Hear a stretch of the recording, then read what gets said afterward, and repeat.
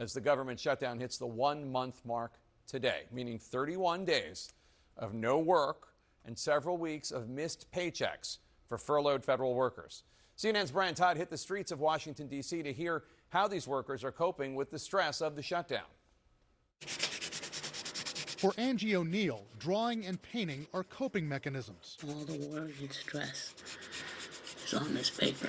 I put it all on the canvas. O'Neill is a 40-year federal employee, furloughed from her job as a program manager for the U.S. Navy. She says she hasn't been paid since late September. I'd like to get $2,300 for that, $1,500 for the Toni Morrison. O'Neill is trying to sell her artwork at the Love Life coffee shop near her home in Laurel, Maryland. It's a way to try to make ends meet and handle the crushing uncertainty of being furloughed. It's about showing the mature realism of my work and the comfort of it all. I'm sorry.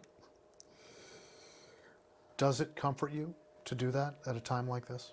Yes, it beautifully captures my emotions. It keeps me steady. O'Neill's other coping methods are less soothing. She says she has to think about rationing meals and gas, or even going without medical visits to treat her diabetic neuropathy. If I don't have income, then I can't make those appointments. I may reschedule them or have to cancel them. Other federal employees and contractors who were furloughed or laid off because of the shutdown are coping by canvassing job fairs. Are you familiar with that organization? Like this one we attended in Silver Spring, Maryland. I wouldn't be here at a job fair if I weren't trying to hedge my bets, much as my employer has been very good to me.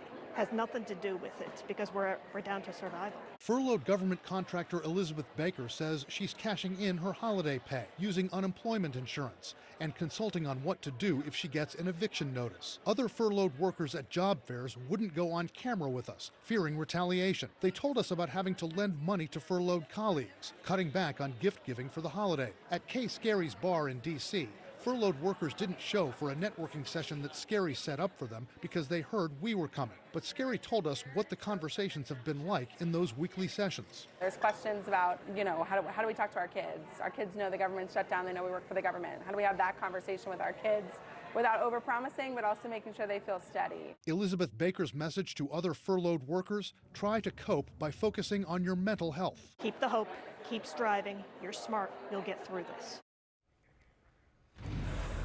And there is hope for federal employees, furloughed federal employees, trying to get mental and emotional help as they cope with having no work coming in. One of the directors of a series of job fairs in Maryland told us that his group focuses a lot of its counseling just on the mental health of furloughed federal workers. He says, quote, "We just want people to know that you don't have to go through this alone." Jake, so many of them are going through such hardships, some of them now going as many as 5 weeks now with no money coming in.